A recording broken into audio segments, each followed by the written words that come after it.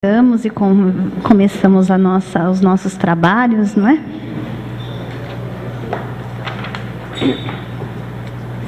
Eu não tenho um calhamaço aqui, mas também acho que já são muitas páginas depois da conferência da professora Jerusa. Na verdade, eu ousaria dizer que as reflexões apresentadas pela Jerusa, elas poderiam até servir como preâmbulo para as nossas falas aqui. Pelo menos eu e Maria, nós conversamos ali no café e chegamos a essa conclusão. Mas isso seria audácia demais, e a imagem que nós criamos lá no café era a seguinte: vocês imaginem aquela tese que tem um preâmbulo prometedor, cheio de ideias e conteúdos. Aí o que você lê depois é um estudo de caso? Então, é mais ou menos essa ideia aqui agora. Então, guardem essas relações do dobrar a página, da dobradura, não é? Com os conteúdos que se fazem. E no meu caso, os conteúdos são de natureza política.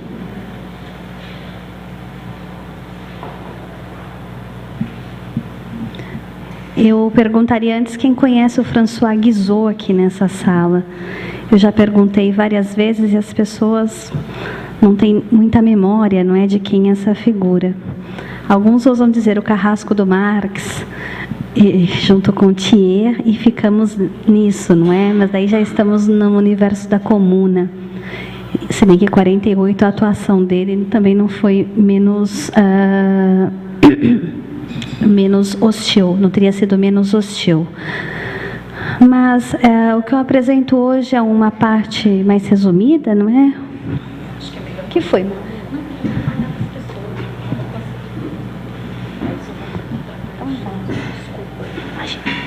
O que eu apresento hoje é uma visão resumida de um trabalho maior, de um trabalho que tem a pretensão de mapear as obras sobre a Revolução Francesa e os textos políticos franceses traduzidos para o português no século XIX, de maneira mais específica entre 1848 e 1889. Então, eu já tomo marcos políticos, não é, para tentar encontrar esses textos produzidos no Brasil.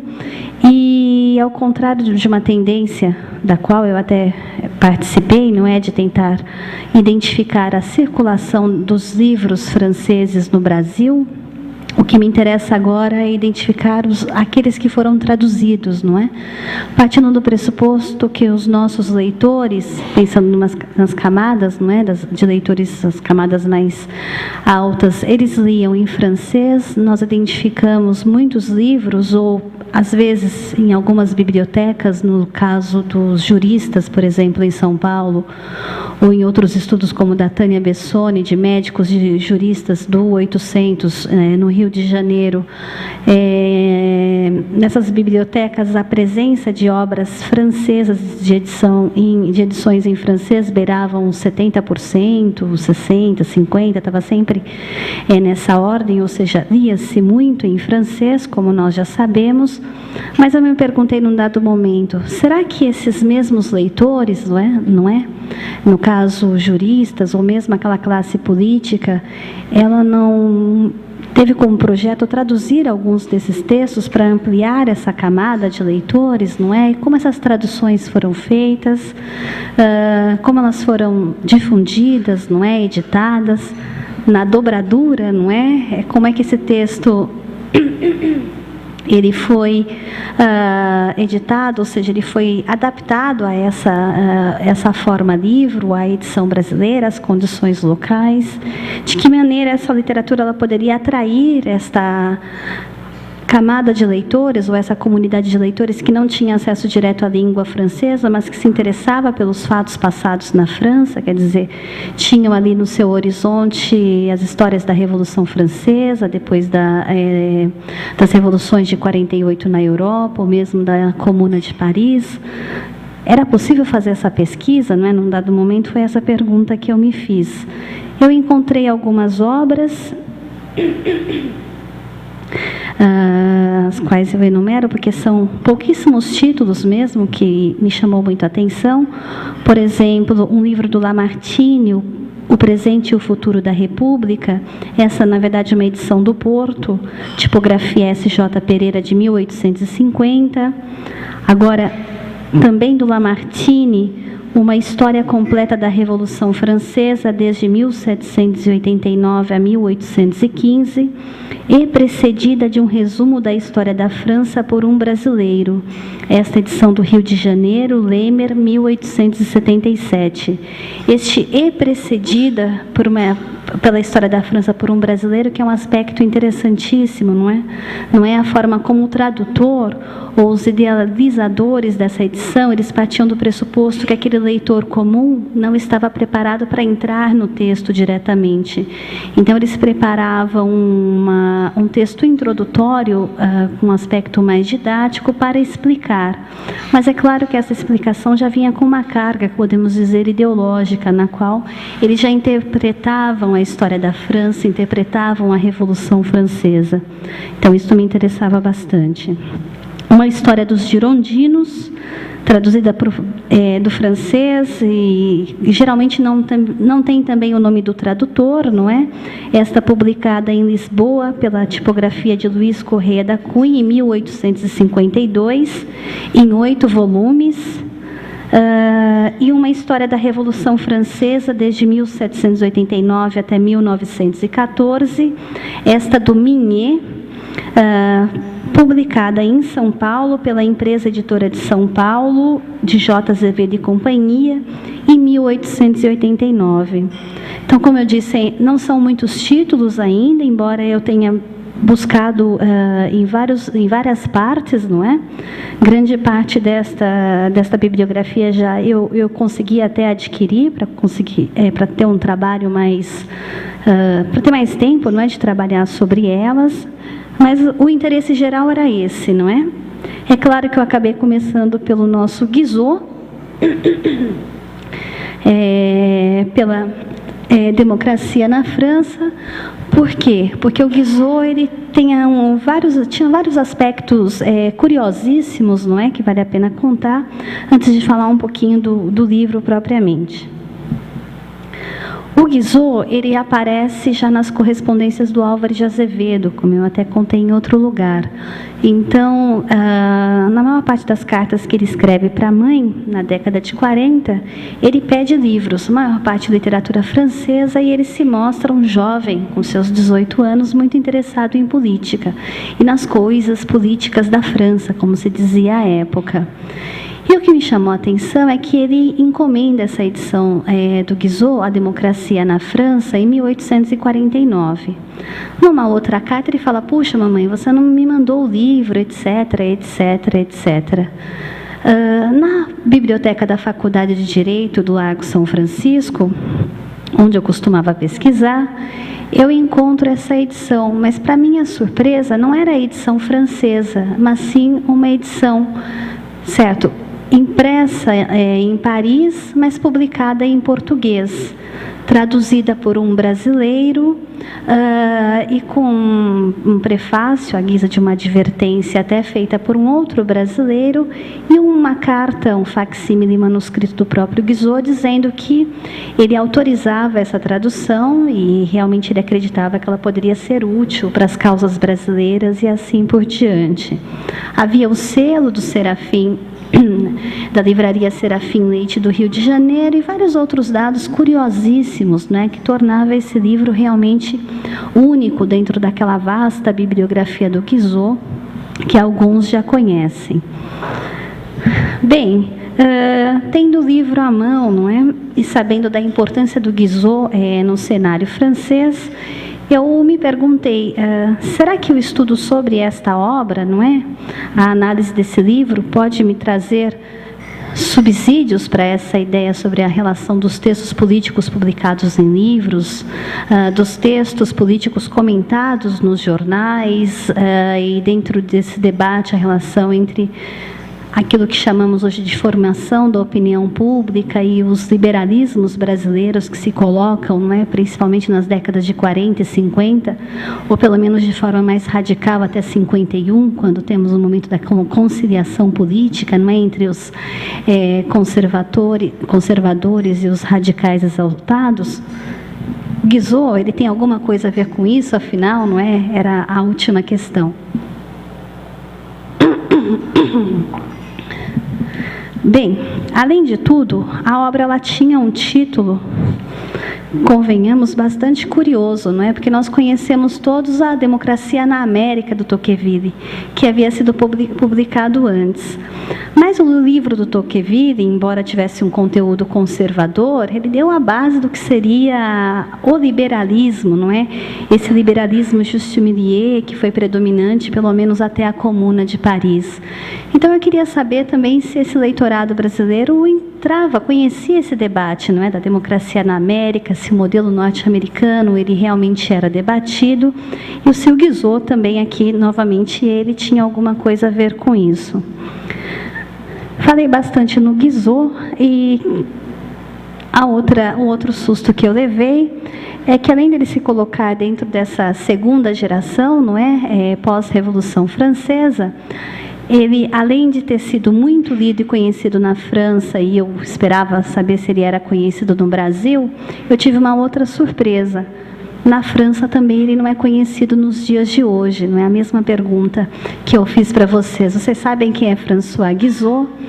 Eu perguntava para as pessoas, elas sabiam quem era François Guizot, mas diziam aquele conservador ou aquele carrasco, mas as obras dele são sequer reeditadas, não é? Hoje, se você fala, por exemplo, no Michelet, todo mundo lembra O Povo.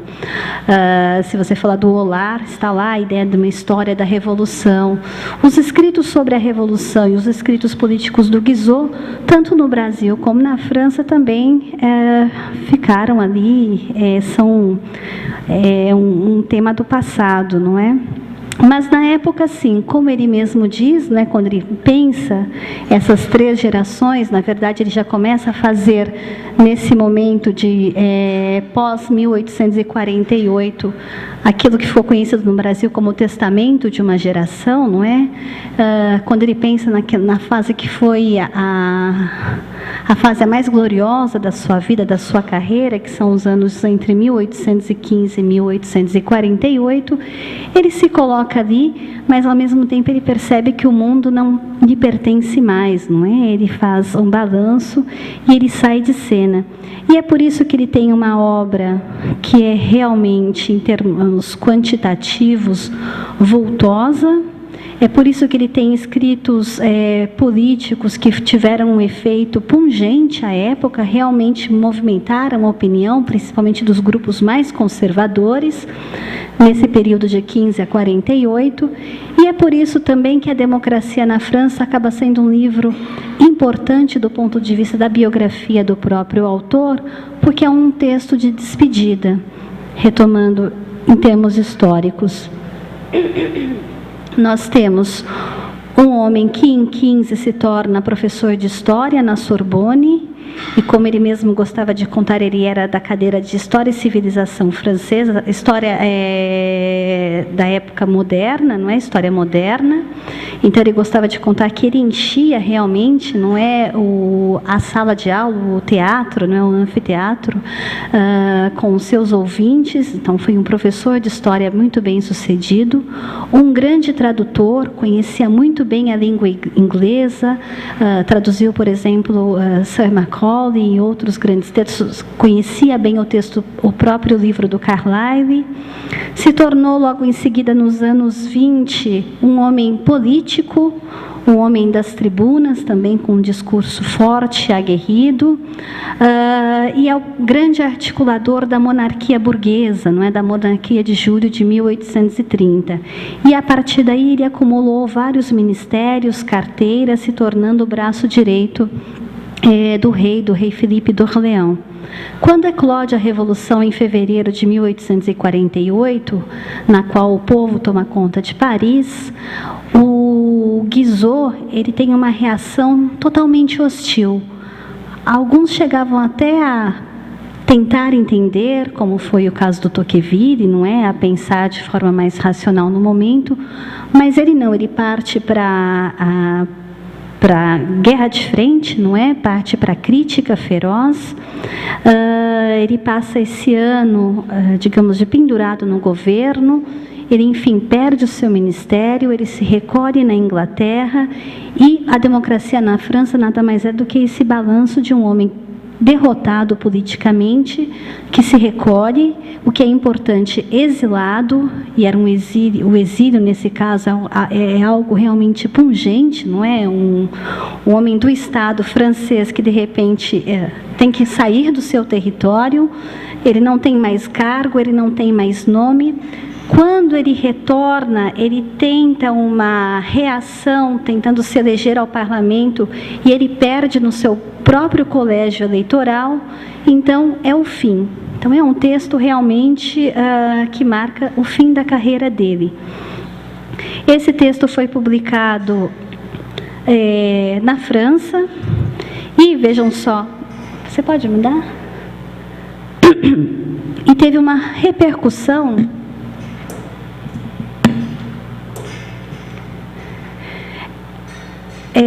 e teve uma repercussão muito forte por toda a Europa. Vejam, todas as edições são do mesmo ano da primeira, ele sai em janeiro de 1849, e em francês ele já ganha uma série de livros piratas, né, de contrafações em Bruxelas. Então ele é publicado até em primeira e segunda tiragem, terceira edição, vários comentários e assim por diante, por editores diferentes. E depois, o que é bastante curioso é que aquela tradução que me chamaram a atenção atrás, de 1849, em português, não era a única tradução. Na verdade, essa tradução, esse livro que eu encontro na Faculdade de Direito, faz parte de uma cartografia muito mais ampla, não é, de textos políticos franceses, e dentro desses textos a obra do Guizot, publicado na Alemanha, na Áustria, na Espanha, na Inglaterra, Itália, Polônia, Portugal. Em Portugal é interessantíssimo, porque são duas edições de dois tipógrafos diferentes que saem também no mesmo ano. E Estocolmo. Bom, aí há uma série de considerações que eu tentei fazer acerca desta cartografia, não é? Tentando identificar o motivo pelo qual esses livros foram publicados com esta velocidade nesses países.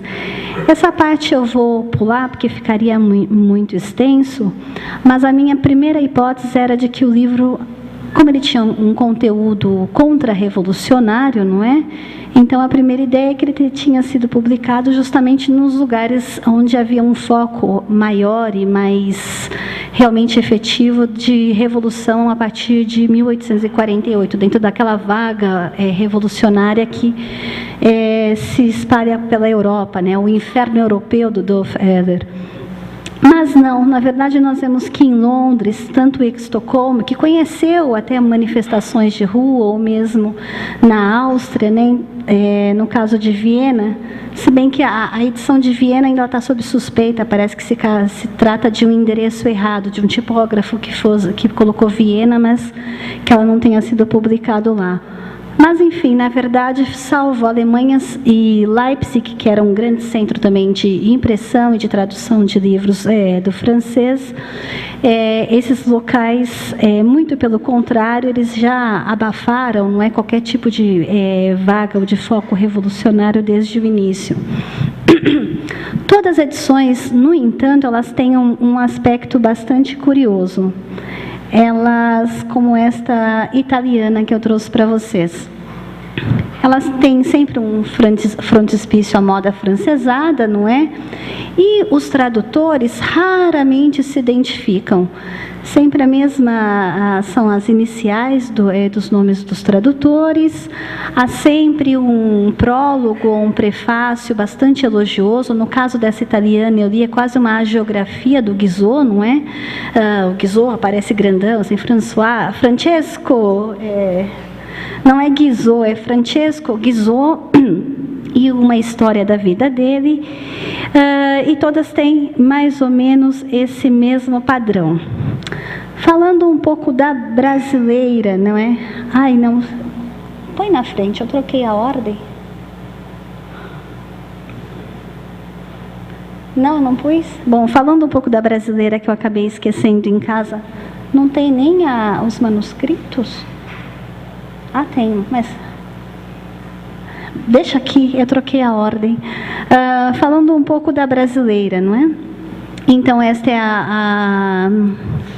A edição da Faculdade de Direito, vejam, ela vem com o selo da livraria, traduzido também 3 asteriscos, não é? Algumas falas ali. Eu gostaria de ler alguns trechinhos, não é? Algumas notas paratextuais dessa edição, para já partir para o final.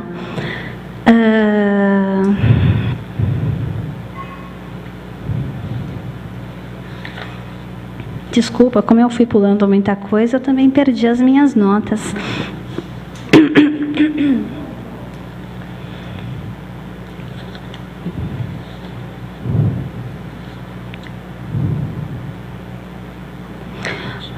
Bom,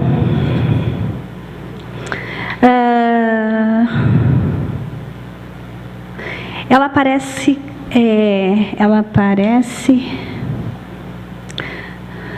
A publicação do livro, ela começa a ser anunciada na imprensa da época, não é?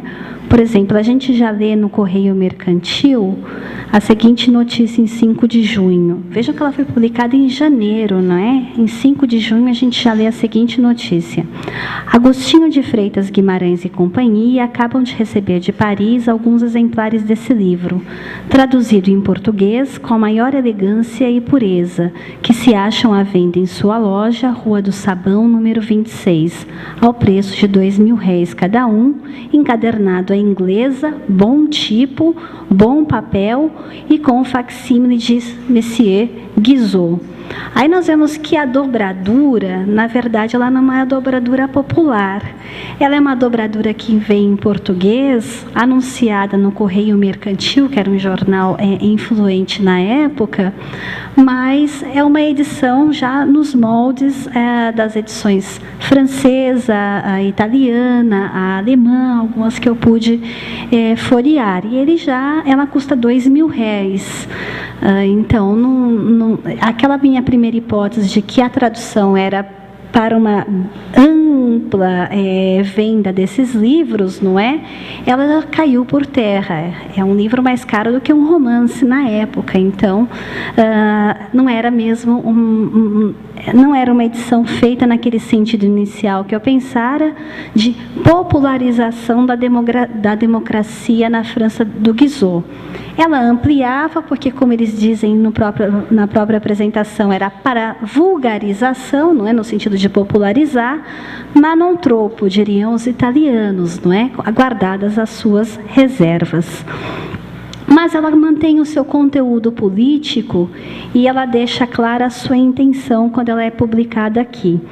É o que comenta o José Lúcio Correia quando justifica o trabalho de edição no texto de apresentação. Ele escreve o seguinte: aos brasileiros, a notícia dos recentes e desastrosos acontecimentos de Pernambuco, ele se refere à Revolução Praieira, não podia deixar de afligir-me e de excitar meu patriotismo. A vulgarização deste livro será um remédio poderoso para combater as paixões deletérias que se conjugarão para atacar a sociedade no que ela tem de mais inviolável e de mais santo. Então, conclui: aceitai, pois, essa pequena lembrança como tributo de sincero patriotismo. Essa parte é a que eu mais gosto. Possa a pureza da intenção e a importância do motivo servir de suficiente desculpa à ousadia da nação. Vejam que a própria apresentação é um panfleto político, não é? E ela tem aqui um ingrediente também bem curioso, é a função do livro, a função política desse livro, não é? Na verdade, o livro é um remédio contra os males que assolam esse país, não é? Então, ele tem um empreendimento nacional, ele se impõe, não é, esta missão. E eles publicam o facsímile do Guizot, que diz o seguinte: não tenho nenhuma objeção, senhor, à vossa intenção de traduzir meu último livro sobre a democracia na França. Pelo contrário, muito me conforta de poder servir, mesmo fora de meu país, a causa da verdade e da ordem social. Eu somente vos peço a gentileza de me enviar um exemplar de vossa tradução quando ela vir a lume. Guizot, Bonptou, 21 de janeiro de 1849. Vejam, as coisas... o livro tinha saído, ele estava exilado, mas brasileiros na França já entram em contato com ele, já pedem a aprovação para a tradução, os livros saem em outras partes e as coisas acontecem rapidamente. Voltando à última parte que eu vou contar, como eu disse a vocês, a obra, quando eu descobri o preço da obra e a qualidade dela, não é? Bom, a qualidade eu já conhecia porque eu lia neste livro. Desconfiei da minha hipótese, ela caiu por terra. Não era uma popularização do Guizot via edição de livro. Mas vejam, o anúncio que sai no Mercantil, ele é publicado em junho, começo de junho.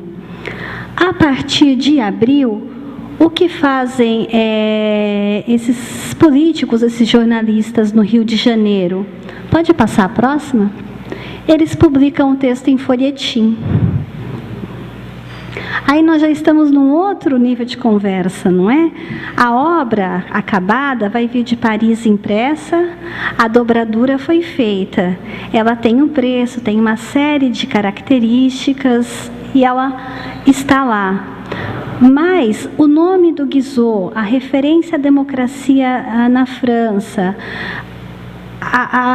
o debate político que esse texto provoca, a briga inclusive de dois jornalistas, e o do Brasil, nada mais é do que o Justiniano José da Rocha, aquele mesmo articulador que será o articulador da conciliação em 1851, estavam todos lá, digamos, obrando pelo livro do Guizot, pelo nome do Guizot. Eles não só publicam resenhas, eles brigam em público, eles comentam trechos, mostram comentários vindos das agências do Havre, de textos que foram publicados na Inglaterra e em outras partes. Como num dado momento, em abril, o texto começa a aparecer. E o que mais me chamou a atenção também não é a mesma tradução que era feita em Paris. Então, essa tradução era feita em cima, muito provavelmente, de um livro de alguém que eu trouxe. Eu acho que eles comentam, olha, fulano trouxe de Paris o livro que acaba de sair do senhor Guizot. Eles passam a traduzir e usam o folhetim, que já era um lugar consagrado, não é? Para o debate político e não para a publicação de obra ficcional. E a última notícia, quem era o tradutor? Porque todos aparecem com asterisco. Graças ao bom Rubens Borba de Moraes, que anotava tudo nos seus dicionários bibliográficos, eu consegui chegar pelas siglas e consultando o dicionário bibliográfico do Tancredo, que foi cujo exemplar pertenceu ao Rubens Borba de Moraes. Eu descobri que o tradutor era um português, um miguelista falido, depois de 30, que parte desiludido, corre à Europa à procura de alguma coisa, cai em Paris, estreita relações com brasileiros e vem para o Rio de Janeiro, onde ele trabalha como tradutor, ajuda nos jornais, etc.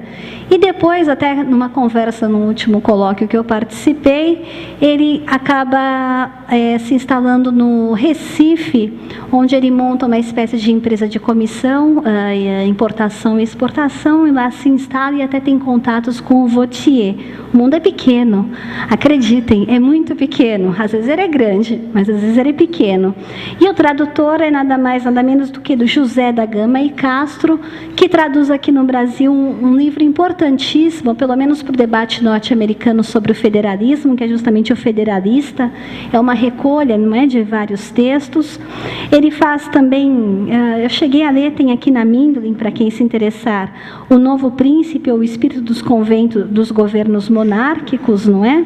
E depois O Novo Carapuceiro, que era esse tipo de texto bem à moda da época, que era de desagravo, de forma de caricaturas, não é, descritivas dos políticos da época. Então, era uma figura bem atuante nos anos de 1840.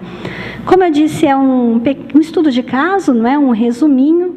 A intenção maior realmente é de avaliar os efeitos dessas traduções, não é, dos referenciais políticos franceses no Brasil, mas a ideia agora não é estudar apenas as edições, mas ver em que medida essas edições elas vêm acompanhadas não só pelos paratextos, mas por uma série de recursos ou de estratégias que constroem a figura do autor, que já fazem com que nós conheçamos o texto antes mesmo de ter contato com eles, com os textos e assim por diante.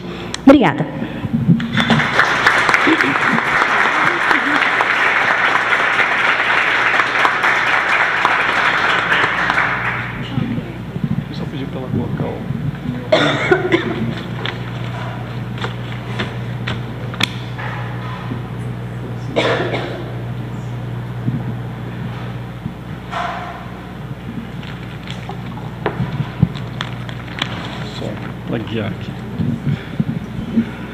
Bom, bons dias. Como diria o Machado, bons dias no plural, para ficar bem século XIX. Vou falar sobre um autor que, ao contrário do Guizot, é conhecidíssimo até demais e trilhadíssimo, o que dá medo de falar do Machado às vezes, dá um certo receio, porque a gente pode estar se repetindo o que as pessoas disseram e achando que é coisa nossa, o que seria bem machadiano, aliás, a gente cai nessa ironia. Eu vou falar sobre o Quincas Borba, que é o sexto romance do Machado, e é o último publicado em folhetim, que é um fato importante, o que marca uma transição na dicção, na escrita do Machado, porque vai ser depois Dom Casmurro, Isaú Jacó e Muriel de Aires. Então, essas mudanças são muito marcadas no Quincas Borba, e a gente deve não raras vezes aos estrangeiros a descoberta desses detalhes. A nossa crítica brasileira tem altos e baixos, direita, esquerda, centro, cultura, política, etc.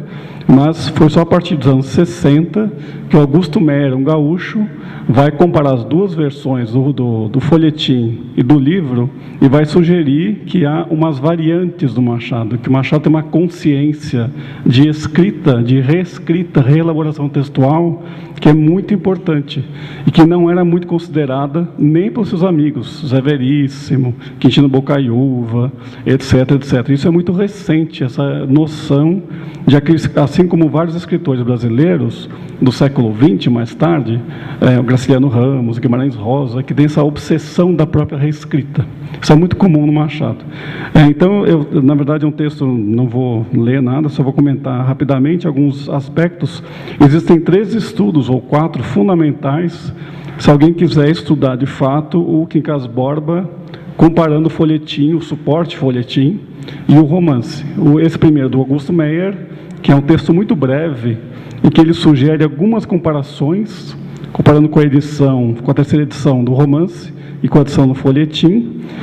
Depois, em 76, o John Kinner, um inglês, que vai mostrar, é o primeiro a dizer, fora do Brasil, que não é novidade também, em 76 ele vai dizer que na versão do folhetim para o livro, o narrador se torna menos confiável, reliable, que é uma expressão que depois cai no Brasil e todo mundo começa a dizer, achando que é coisa nossa, mas não é, né, que é muito comum. Né? Então é importante citar as fontes, e quem trouxe o Kinner para cá foi o John Gladson, outro inglês, em 86, que na tradução da Sônia Coutinho vai agradecer, dizer que tem um débito enorme com John Kinner, que é seu compatriota, e vai reforçar a tese, e não só dizer isso, ele vai fazer do Quincas Borba uma alegoria política da queda do Segundo Império Brasileiro.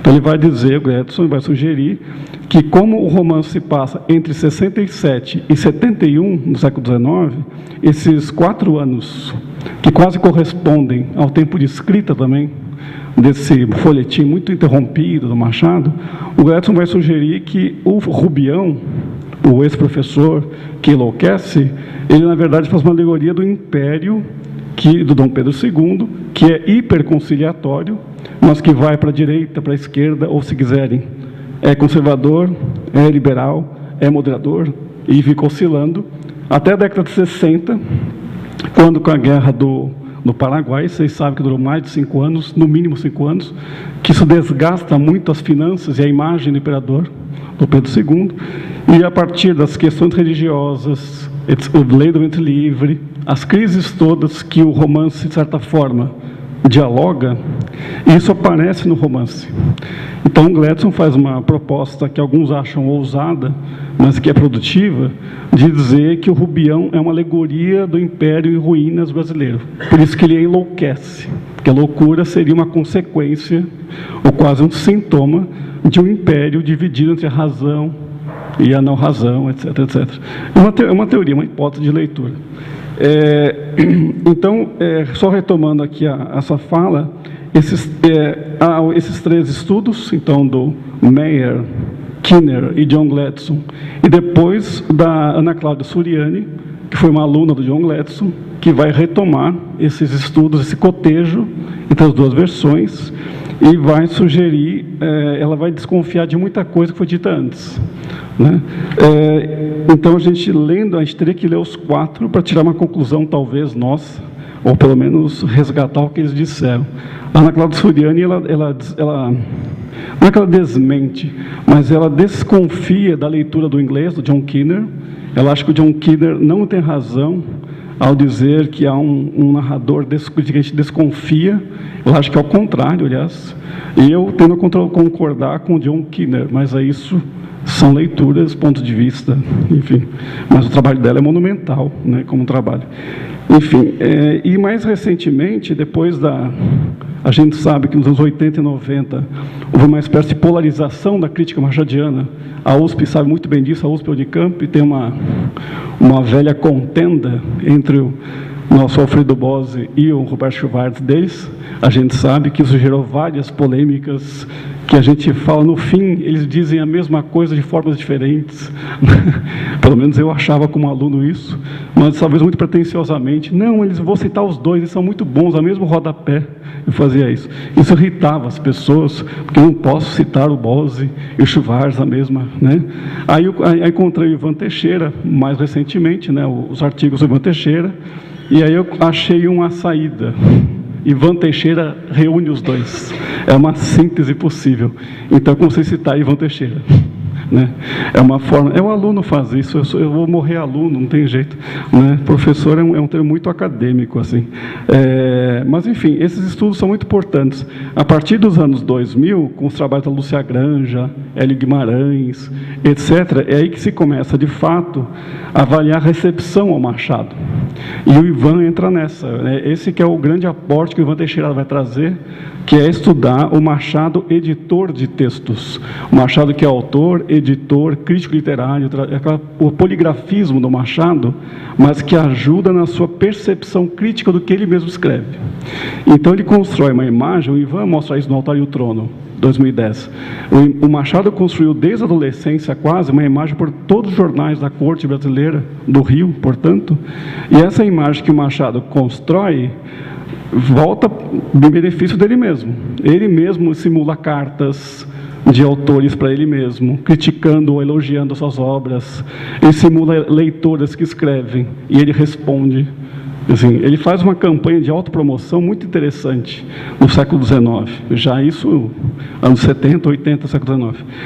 Então é interessante esse percurso do Quincas Borba, para a gente pensar que o que interessa desse romance, claro que aqui a fala é muito breve, eu vou mostrar rapidamente algumas imagens para a gente ver, mas comentar depois um diálogo ao fim. Eu deixei aqui um capítulo 58 do romance, para a gente dar risada, se a gente quiser, ou chorar do Rubião, a gente pode escolher, né, porque ele permite muitas coisas.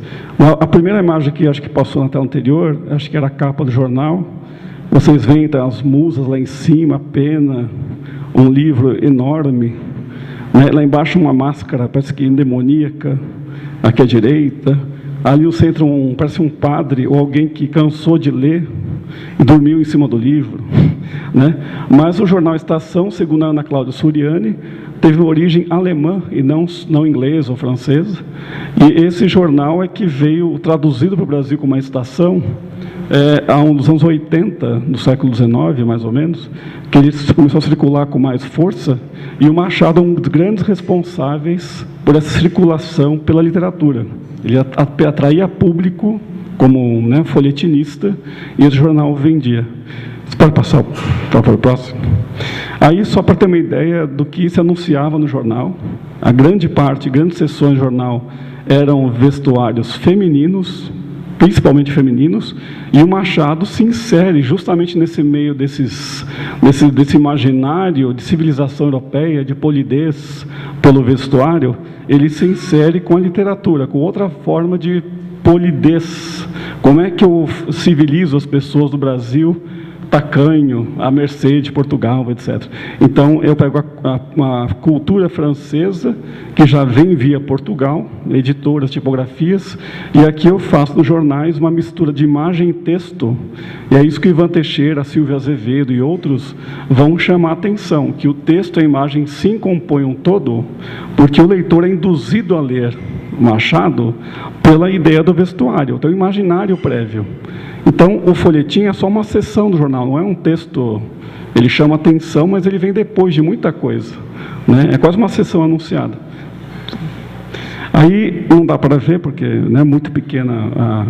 Eu peguei a Biblioteca Nacional do Rio de Janeiro, está na hemeroteca mesmo, um dos capítulos do Quincas Borba, e vocês veem que embaixo ele perde espaço para os anúncios, né? Ali embaixo, nova criação primavera, lá depois dá para ver gregas antinervosas, não sei se drágeas, não sei se são remédios, se são anúncio de... Então, envolve um monte de tipos de anúncio, roupa, remédio, outros livros que saíram, anúncio de escravos, né, etc. No meio, e aí vem essa questão do romance. É interessantíssimo, quer dizer, e ele que chama atenção para o público. Aí, isso é uma curiosidade, o Machado assinou um recibo, quando saiu a segunda edição do Quincas Borba e a terceira do Brás Cubas, coincidiram em 96, ele assinou um recibo, esse autógrafo do Machado, tem na Biblioteca Nacional do Rio de Janeiro, no 500 mil réis, acho que era um valor considerável para a época, né? Ele mesmo tem um selo, assina, não é que nem hoje, né? Que a gente, enfim, pode passar. Bom, aí são as capas dos livros, Quincas Borba. Essa edição, eu não achei a edição mesmo, o papel mesmo, achei a cópia sempre facsimilar, de 91, é a primeira edição mesmo, Garnier, que era um editor francês sediado no Rio de Janeiro, né? Pode passar. Aí uma edição da Ática. O que é legal reparar nas capas, como leitura simbólica, é que o Rubião jamais aparece. O Rubião é o protagonista que não é protagonista. Aparece o cão Quincas Borba, aparece o Quincas Borba lá no fundo, aparece Sofia e Palha, mas Rubião jamais. E o Rubião é protagonista, quer dizer, ele foi apagado das capas, é curiosamente isso, né? Esse só ficou Quincas Borba mesmo, pelo jeito, todos sumiram, né? Essa edição da Rede Globo é das mais recentes, eu acho 2008, se não me engano, em que eles, aí, em vez de personagem, tem o Rio de Janeiro, tem os arcos, né, lá no fundo, que é onde andava o Rubião, então uma alusão ao Rubião, mas ainda distante. Essa é a edição mais chocante de todas, né, que tem o Machado manipulando seus... Né, 3 personagens, aposto que o Rubião não está no meio, mas enfim, a gente supõe, espera que sim, né? Depois, aqui vem o seguinte, a tradução do inglês, que eu não sei se vocês concordam, no mínimo ela é estranha, ou... é assim, eles estão preocupadíssimos com o nome. O Rubião sumiu de vez agora sobrou o cão e o Quincas, né? A Marisa está lembrando que Memórias Póstumas virou epitáfio de um pequeno vencedor, Small Winner, né? Que é uma ironia, Small Winner, quer dizer, vence, mas não venceu direito, que é o Brás Cubas, né? Vocês lembram? Agora, quando chegar aqui em Quincas Borba, a sombra do cachorro é o Quincas. Vocês percebem? O Rubião, ele sumiu até do imaginário agora, né? Aí veio um francês depois, que é a mesma. Os franceses seguiram, só que agora eles colocaram o Quincas Borba ali embaixo, para marcar que tem dois Quincas Borbas, vamos dizer assim, né? Essa edição Métayer, aliás, tem várias colaborações ao Machado. O Alienista saiu também em francês em 84 para essa editora. Interessante o estudo, né, que o Pierre Brunel faz no Alienista sobre o Alienista, que eu queria traduzir onde eu consigo. E a última, acho que é o trecho que é, assim, além de delicioso como leitura, ele tem 3 vozes. Se a gente pensar em Bakhtin ou qualquer outra leitura polifônica, a gente percebe, acho que isso é muito machadiano.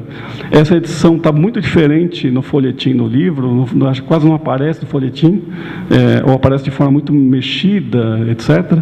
Mas é isso, o Rubião, o Camacho, que é um jornalista de Araque da corte, está querendo fundar uma folha para ganhar dinheiro com ela, e ele encontra o Rubião, que acabou de herdar a fortuna do Quincas Borba. Então, o Camacho, que é o pilantra, vamos dizer assim, didaticamente, e o Rubião, que é o ingênuo, né? Para falar que o Bose diria. Aí, o Camacho encontrou o Rubião. É isso, né? Então, isso é o narrador machadiano. Dias antes, indo passar a noite em casa de um conselheiro, viu ali Rubião. Ponto. Falava-se da chamada dos conservadores ao poder. Isso foi obra do Dom Pedro II, vocês lembram? Quando o Visconde de Itaboraí toma o lugar do Zacarias de Góes, que era liberal. Há uma mudança fortíssima, pancadaria na Câmara do Rio de Janeiro. É uma cena típica de hoje, aliás, não mudou muito, né? Rubião assistira à reunião lá da Câmara, em que o Ministério de Itaboraí pediu os orçamentos. Isso já a mando de Dom Pedro II, né? Tremia ainda, isso é o Rubião contando, tremia ainda ao contar essas impressões, descrevia a Câmara, tribunas, galerias cheias que não cabia num alfinete, o discurso de José Bonifácio, abolicionista, né? A moção, a votação, toda essa narrativa nascia de uma alma, reparem agora, toda essa narração nascia de uma alma simples, era claro, a desordem dos gestos, o calor da palavra, tinha uma eloquência da sinceridade. Isso é Rubião. Ele não tem artifício retórico, ele é um anti-retórico. Por isso que o Camacho se aproveita dele, né? Camacho escutava o atento. Claro, Camacho é esperto. Onde é que eu pego esse cara, né? Teve modo de o levar a um canto da janela e fazer-lhe considerações graves sobre a situação. Rubião opinava de cabeça ou palavras soltas e aprobatórias. O Rubião não tem opinião própria. Você fala, ele, tá certo, não, acho que não, pode ser. Aí, os conservadores, isso é o Camacho falando. Reparem que ele fala muito mais que o Rubião. O Rubião fala muito pouco no romance. Como ele não é protagonista de fato, ele é só um símbolo do Machado, ele não tem voz própria. Não é por acaso que muita gente já disse que é em terceira pessoa o romance. É para não dar voz ao Rubião. Ele não tem voz própria, é o narrador que o narra, né? Os conservadores, isso é o Camacho dizendo, conservadores não se demoram no poder, disse-lhe finalmente Camacho. Não? Assustadíssimo, né? Não, eles não querem a guerra e têm de cair por força. Veja como andei bem no programa da Folha. Aí o Camacho lança a ideia da folhinha dele, que se chama atalaia, ou seja, vigia, vigilante. Eu sou atento, você é desatento, né? E aí, que folha? Aí o Rubião, todo generoso, já se interessa por ajudar o amigo no jornal, que nem existe ainda, ele inventou isso agora. Mas quando ele sugere que qualquer assunto pode levar ao jornal, ele engana o Rubião não percebe. Isso é o romance o tempo inteiro. Então a gente poderia dizer que nessa breve leitura, para encerrar, a gente percebe 3 falas simultâneas. Uma que é o narrador conosco, narratários. Nós podemos perceber digamos, a artimanha do narrador. A outra fala possível, outro nível de leitura, é entre o Rubião e a própria noção de publicidade pela Folha. São outra leitura. E a outra entre Camacho, que é o ordinário, falso político, falso jornalista, pseudo-intelectual, que não tem jornal, mas que se aproveita de uma falha de artifício do Rubião. Então tem 3 níveis, o Rubião versus Camacho, Camacho versus nós leitores, e narrador com a gente ou contra a gente. A gente não sabe bem qual é a dicção machadiana. Mas é isso que faz o romance o tempo inteiro, essa dicção. Só para retomar o que eu disse antes, o Kinner e o Gladson vão enfatizar é que, de fato, do folhetim para o romance, do suporte folhetim para o romance, o narrador se torna muito mais terrível. A gente comparando as leituras, é um narrador que ele manipula mais a gente. O Hélio Guimarães mostrou no seu 2004, os Leitores do Machado, ele mostra claramente, é um narrador que diz: vejamos nosso Rubião, veja onde nosso Rubião está agora, como se a gente fosse cúmplice do narrador. E nem sempre a gente é cúmplice, a gente é refém do narrador. Essa é a ideia do Quincas Borba. Mas era isso que eu ia falar, basicamente. Obrigado.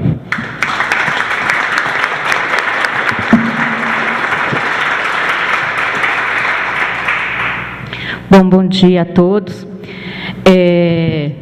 Tá tarde, né, professor? Eu sei, eu vou fazer uma corrida aqui contra o tempo. Primeiro, eu queria agradecer, né, o convite, porque eu sou uma fazedora de livros, eu não sou assim acadêmica. Eu adorei a sua expressão, professora. Então, eu fico lá e cá, né? Mas, é claro, a sua aula era magna e você é magnífica. Então, eu não tenho muito o que falar. Professora, não tem que se desculpar de forma alguma. Eu vou ser breve, quer dizer, vou tentar. Então, eu de novo falando aqui, para vocês não acharem que eu vou falar 30 páginas, está um monte aqui imagem, e eu vou saltar. Eu vou falar rapidamente do preâmbulo, vou ter que fazer um preâmbulo, porque, na verdade, o folhetim não é o meu estudo principal no Coruja, tá? Eu, na verdade, comecei a pesquisa, está aqui o meu orientador, o Fernando Paixão, e que sabe bem como é que foi esse processo. Antes de entrar no mestrado, eu fui ao Rio de Janeiro e peguei o filme de 1 ano do jornal O País. Porque, na verdade, quando Marisa leu o projeto, ela falou: bom, mas você vai fazer um estudo aí do folhetim, mas você nem sabe se o folhetim existe, onde é que está isso? Aí eu fui para o Rio de Janeiro e consegui 1 ano do jornal em filme, etc. Daí comecei a pensar no Aloísio, li as obras completas para confirmar que era realmente o Coruja, que eu queria estudar. E, durante o processo, né, eu cheguei à conclusão que tinha muito mais coisa no Coruja, que o Coruja queria me dizer, do que esse é o é o homem. Eu vou mostrar várias capas para vocês. Que eu queria estudar, e acabamos estudando, na verdade, o romance como um romance de formação às avessas, né? Então, eu acabei vendo outra coisa dentro do romance. Mas o que eu queria, então, contar para vocês é que o Aloísio Azevedo, pode ir passando, por favor? Escreveu vários livros como folhetim, não só o Coruja. Essas capas são preciosas, são do Graciano, são obras de arte. Pode ir passando todas para vocês. Para vocês verem a quantidade de livros que ele escreveu em folhetim, né, que não foi só o Coruja, vários. E, bom, inclusive esse, para aí nesse, por favor. E eu queria só falar um pouquinho do quão foi importante para o Aloísio essa possibilidade do jornal, né? Então, ele era um escritor que disse claramente que queria viver da escrita, né, no período em que escreveu, e escrevia. Então, é muito interessante, porque eu li tudo que eu consegui sobre o Coruja, a recepção crítica é muito pequena, e todos os grandes críticos dizem assim: Aloísio Azevedo, ele pode ser dividido em dois, ele era um escritor que a gente pode dividir em 2 blocos, né? O que ele escrevia para os folhetins, que é de péssima qualidade, e o que ele escrevia realmente para ser publicado em livro, etc. Então, é claro que existe uma simplificação, na verdade, a meu ver, nessa maneira de ver a obra lusiana. É tanto que, quando eu li o Coruja, eu desisti de estudar, de fazer esse cotejo, estudar dentro da perspectiva do folhetim, porque o romance tinha muito para me dizer. E, aliás, dos romances que foram publicados em folhetim, o Coruja é o único que a crítica ainda fala assim: ele foi para folhetim, mas tem lá a sua qualidade. Eu falei: opa. E o que eu acho interessante é a gente observar que o Aloísio esse mas, né, essa adversativa me incomodava. E foi aí que eu fiquei realmente os 3 anos debruçada sobre o romance, analisando o que ele tinha para me dizer dentro dessa outra perspectiva, que era o romance de formação.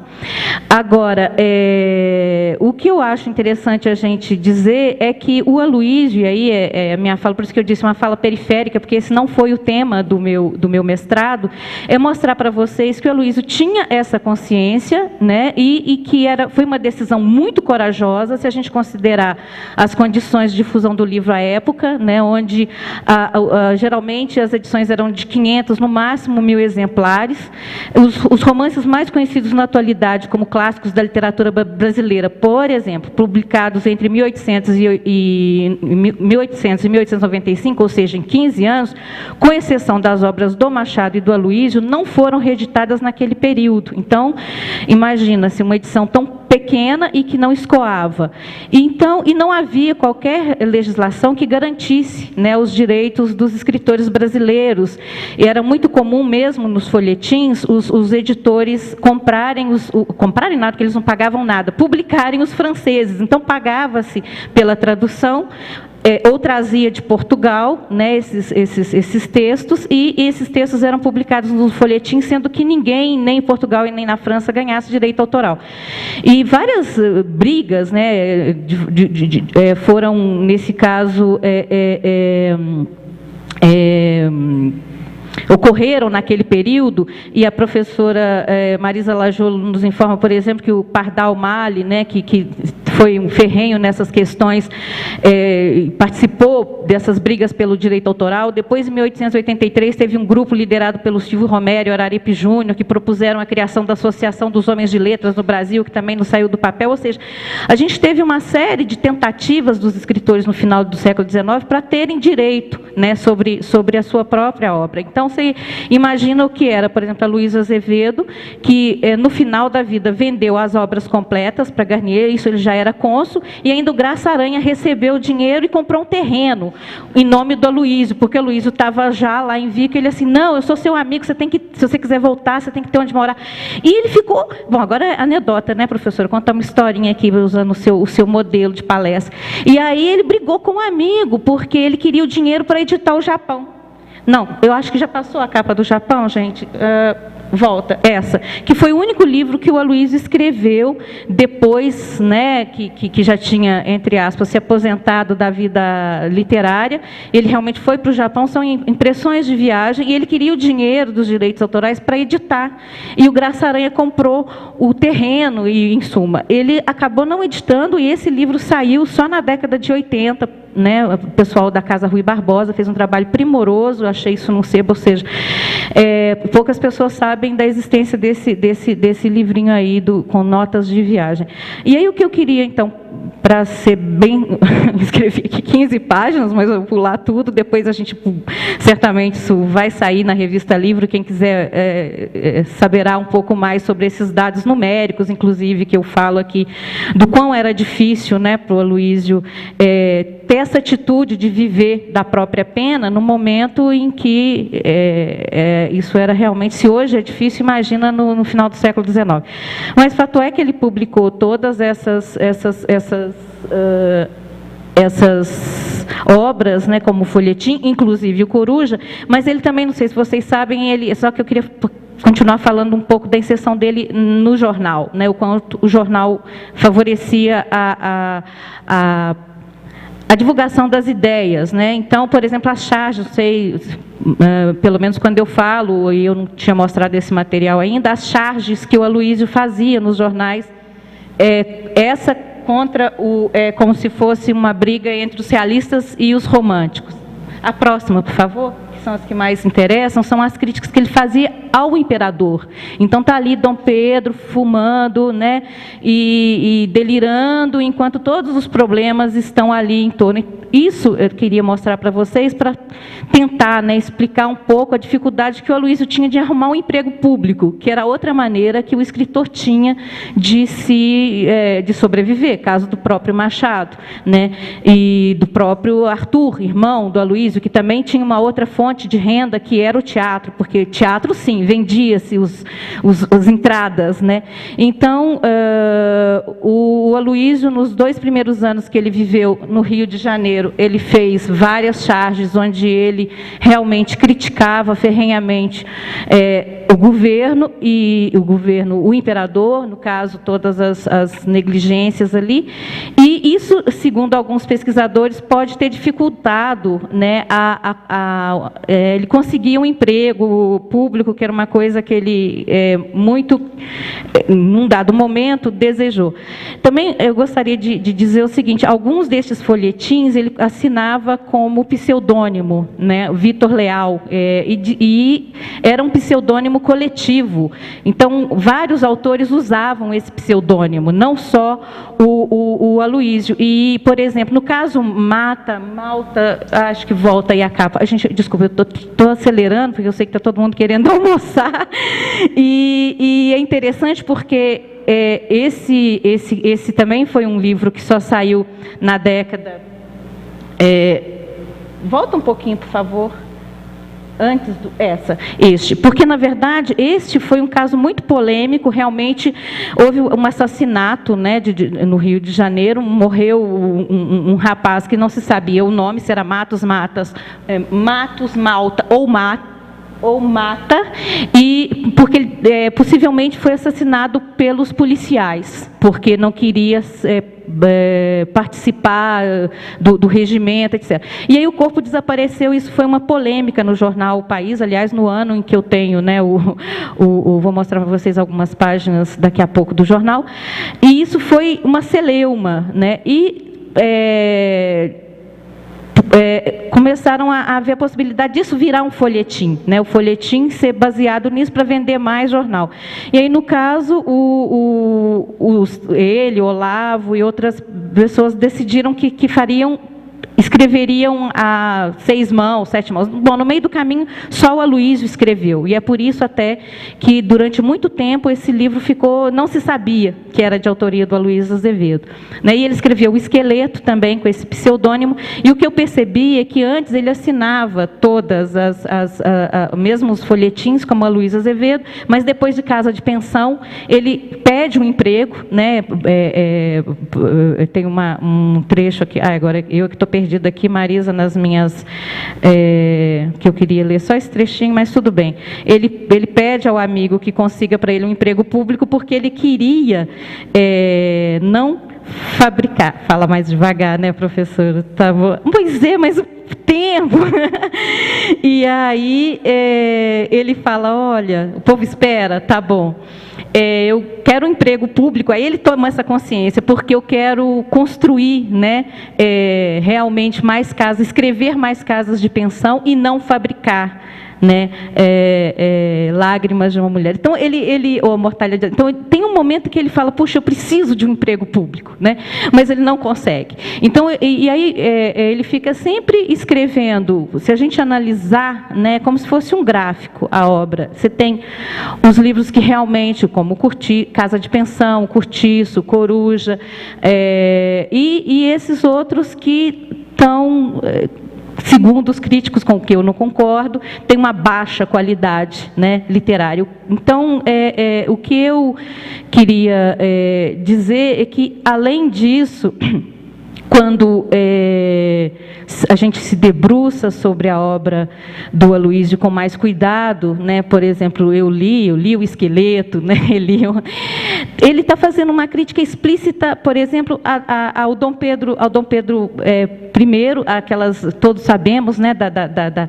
Dessa coisa dos namores, né? De Dom Pedro e as arruaças como namorador, e tem toda uma intriga, né, entre uma novela, na verdade, porque o companheiro, né, dessas arruaças, a pessoa que protege, de certa forma, o imperador, né, quer dizer, na época ainda não, né, o príncipe regente tem uma filha lindíssima que ele guarda as 7 chaves, e que é a única pessoa que, é claro, que o imperador não pode saber que aquela menina linda, loira, de olhos azuis, que é filha entre aspas, esse guarda-costas, vamos usar um termo contemporâneo, né, conhecesse. E um dia Dom Pedro vê a menina, né, num evento na rua, sim, e quer, não, eu quero essa menina para mim, etc. E vê o pai da moça saindo da casa e pensa que é a amante, e entra violenta. Quer dizer, isso não está dito assim com essas palavras, mas é óbvio, a menina foi forçada, né, a fazer sexo com, na verdade, o príncipe regente. E depois tem toda uma novela aí de até ele, Dom Pedro, descobrir que, na verdade, o guardião, né, dele era o pai da garota, ou seja, mas você imagina publicar isso e querer ter um emprego público? É impossível, né? Então, naquele período. E é de uma ousadia enorme, e, de certa maneira, ele estava, assim, criticando uma prática que era comum, né, naquele momento. E aí, bom, eu acho que se a gente deixar de ler só a crítica, né, do que já foi dito sobre a obra do Aloísio, a gente vai poder encontrar muitas outras informações. Eu queria só mostrar rapidamente, bom, também não vai dar para fazer isso, eu fiz uma análise do jornal O País, isso também é um capítulo do meu mestrado e também vai estar no artigo, falando um pouquinho do que tinha em cada seção, né, do jornal, mas isso ia ficar muito demorado, porque eu fiz realmente uma decupagem, mas está aí. Então, vocês imaginam, pode ir passando, por favor? Que era muito árido, né? Você imagina você receber esse jornal todos os dias, e lá, amplia, por favor, a última, na 4ª página, lá no finalzinho, se tiver jeito, aí é que está o Coruja, tá vendo? Naquele último pedacinho, então, muito mais árido. Qual é o jornal que você tinha mostrado? É de variedades, é diferente. Aí está no jornal País. Então, você vê a aridez disso. E eu também, nesse meu estudo, verifiquei que houve um aumento na tiragem do jornal durante o período que o Aloísio escreveu, né, de 2.000 exemplares, o que eu achei significativo, o que me faz deduzir, porque eu analisei o período inteiro em que o Coruja foi publicado, que o fato de ele ser um autor conhecidíssimo na época, certamente favoreceu o aumento da vendagem do jornal naquele período. E, para finalizar, porque eu sei que a gente está com o tempo escasso, eu queria só reiterar que, em nenhum momento, quando eu também fiz a análise do levantamento crítico, né, dos que me antecederam, um capítulo inteiro da dissertação é sobre isso, eu quis dizer que o trabalho desses estudiosos são, né, superficiais, absolutamente. O que eu quero dizer é que, quando eles dividem a obra entre ruins, que foram feitos para o folhetim, e bons, porque foram feitos para ser livro impresso, eles desconsideram essas condições, né, de difícil sobrevivência naquele período, sobretudo quando você tinha uma posição política tão determinada como o Aloísio, anti-monarquista, ele era a favor da abolição, quer dizer, ele tinha. E isso estava não só nos livros, como eu acabei de contar, né, sobretudo nos folhetins, como também nas charges que ele publicava nesses meios todos. Mas o próprio Aloísio tinha consciência de que ele estava, isso que eu acho interessante, de que ele estava fazendo uma produção híbrida. E, em vários momentos, ele dizia assim, olha, eu quero escrever romances realistas, mas o povo brasileiro ainda é romântico e quer chorar com os romances. Então, eu atendo um lado ou eu atendo o outro lado? Né? E aí, o que me fez, na verdade, aliás, um baiano, Eugênio Gomes, que, de todos os que eu, na época, li, foi o que me apontou esse caminho, que ele diz assim, ele apontou esse hibridismo. Ele falou, olha, espera aí, tem uma coisa aí que ninguém está percebendo, tem uma consciência, né, do escritor. Então, eu queria só terminar com isso, né? Então, no que o Eugênio Gomes chamou de hibridismo de uma estética de transição. Eugênio Gomes desenvolve sua teoria a partir de depoimentos dados pelo próprio Aloysio, bom, que eu ia ler vários para vocês, mas não deu tempo, sobre a dificuldade de escrever obras naturalistas no país. Segundo ele, diante do dilema de escrever para os leitores que estavam em pleno romantismo e para o pequeno grupo de críticos que acompanhavam a evolução do romance moderno, a opção do escritor foi conciliar as duas demandas. Portanto, quando mais tarde alguns críticos estranharam a dosagem de romantismo que Aloysio Azevedo aplicara em suas criações, modeladas pela ciência experimental, não faziam mais do que escancarar a porta que o romancista deixara voluntariamente aberta. Isso significa que foi o próprio escritor maranhense que denunciou o hibridismo de uma estética de transição. Então, eu vejo isso profundamente quando estudo o Coruja, né, que realmente ali a gente tem essa estética de transição. Eu acho que é isso. Obrigada e desculpe-me por ter corrido tanto. Eu fiquei realmente um pouco ansiosa com o tempo. Obrigada.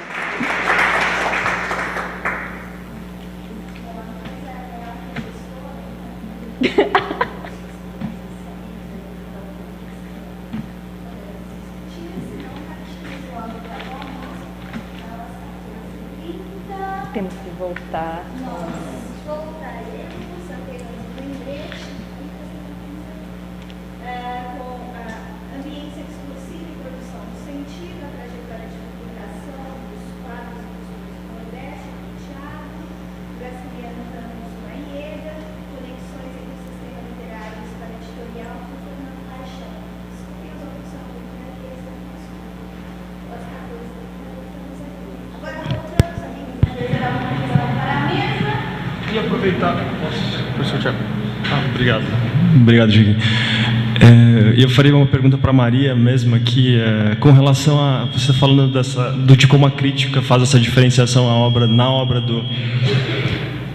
Será que dá para ouvir eu falar? Alô? Melhorou? Fazendo essa diferenciação entre alta e baixa literatura na produção literária do Aloysio Azevedo, uma coisa que eu pude perceber a partir de um trabalho editorial que eu venho realizando numa coleção de clássicos, na verdade pegando a esteira que foi deixada pelo Ivan Teixeira, de uma obra sobre os naturalistas, e fazendo um levantamento das edições, principalmente de dois romances que vão constar dessa coletânea de obras, dois deles do Aloysio Azevedo, que são, na verdade, O Homem e O Cortiço. Você percebe que esses dois livros que fazem parte daquilo que a crítica trata como alta literatura do Aloysio, se você olhar, por exemplo, o próprio modo como ele não só tinha uma consciência desse hibridismo, ou seja, o tipo de obra que ele publica, o tipo de público ele visa atingir, mas também uma consciência do próprio mercado editorial brasileiro. Porque, por exemplo, me impressionou muito, se você pegar um romance como O Homem, que teve 3 edições no mesmo ano, e depois os direitos foram comprados pela Garnier, ele continua sendo publicado quase anualmente. O Cortiço teve 2 edições também no ano de estreia, e depois você tem algumas ao longo até o final do século XIX.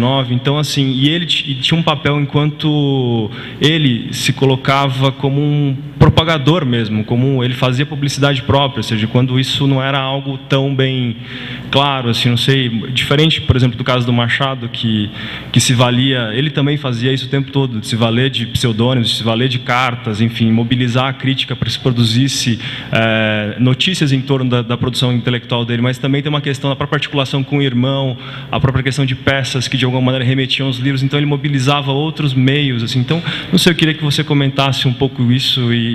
Claro, foi bom se perguntar, bom, porque eu saltei aqui, né, várias páginas, e é interessante você falar isso, porque ele tinha uma visão muito clara sobre essa dificuldade, né, que era um grupo de leitor muito pequeno que nós tínhamos, e os meios de circulação, como já disse, eram muito curtos, mas, por exemplo, isso já começou lá no Mulato, né, porque ele começou a publicar na imprensa maranhense, ele era muito jovem, com 17 anos ele escreveu o primeiro livro, Lágrimas de uma Mulher, e depois ele já o Pacotilha, né, ele, o irmão, e tinha um grupo que escreviam nesse jornal. E quando ele escreveu o Mulato, por exemplo, ele criou como se fosse um personagem que realmente existia, que ia chegar em São Luís do Maranhão. Então, e as pessoas começaram a acreditar que o personagem existia, né? Então, é óbvio que isso contribuiu para que o Mulato vendesse. Depois ele adaptou o Mulato para o teatro, como você bem disse, que também daí teve essa terceira edição. Tinham também, eles faziam leituras, o Coelho Neto, que era muito amigo, eles faziam leituras em ambientes públicos, né, e para divulgar a obra. Então, ele tinha uma consciência, vamos usar um termo moderno, de marketing, né, em torno da própria produção, e que não era, pelo que eu entendi, uma prática só dele, como você mesmo apontou. E é óbvio que isso também, em certa medida, favorecia a circulação, né, das ideias naquele momento. Mas ele, antes de cair em domínio público, Ortiço teve 27 edições, né, em 70, é um número bastante significativo.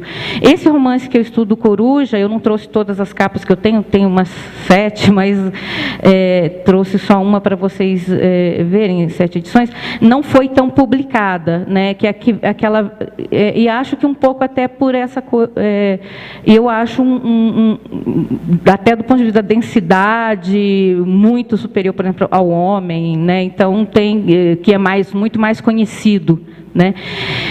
E por isso, talvez, assim, o que ele publicou em folhetim, o Coruja foi folhetim, não vale nem a pena olhar, né? E foi isso que eu resolvi fazer, eu resolvi olhar antes de dizer, não, isso é folhetim, eu nem vou observar o que está ali, né? Não sei se respondi a sua pergunta, mas é isso, ele usava mesmo, lançava mão de todos esses recursos, né? Eu queria pontuar para me despedir. Se eu não ficar para ouvir a todos, eu vou pedir para ler depois. Por favor, me perdoem. Mas eu quero mencionar aqui o alto nível das falas que eu acabo de ouvir, não é? Todas elas cheias de questões muito importantes, tanto no que toca à produção do livro, quanto ao conceito mesmo de temporalidade em história, né? Você acaba de falar da produção realista que não se podia dar porque os leitores ainda eram românticos, né? Quer dizer, há um conjunto de ideias aqui que eu não só aplaudo, como eu acho que deveria haver a continuação dessas discussões, não é? Porque isso fortalece um tipo de universidade que a gente quer, não é? Para além das burocracias, para além das coisas, existe esse núcleo vivo de ideias. A ideia da adaptação, não é? Das edições adaptadas. E com a Marisa, eu talvez tenha algumas contribuições para passar para ela sobre esse importante trabalho da leitura de um pensador francês dessa natureza no Brasil. Eu quero só dizer que eu venho fazendo, nas horas vagas que não tenho, estudos sobre Pernambuco e sobre os Pires Ferreira. Eu publiquei, desculpa ele falar eu publiquei, mas publiquei mesmo, né?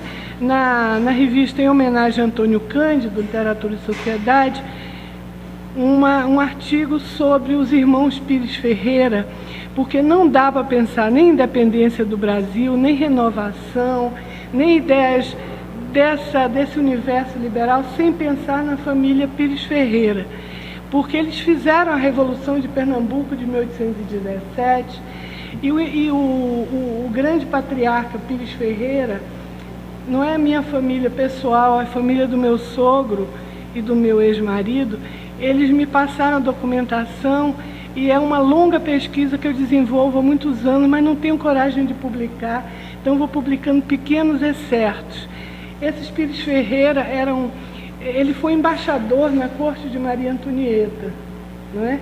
E depois eles foram embaixadores na França, e Gervásio Pires Ferreira, o Evaldo Cabral quando publicou um livro sobre o Frei Caneca, publicou O Tempo de Gervásio também, que é essa ideia de um Pernambuco libertário, né? E de um Pernambuco onde esse universo de ideias francesas e inglesas circularam. Pernambuco tem um caráter especial. Eu só queria chamar a atenção para isso, depois a gente conversa com calma. Desculpem ocupar mais espaço.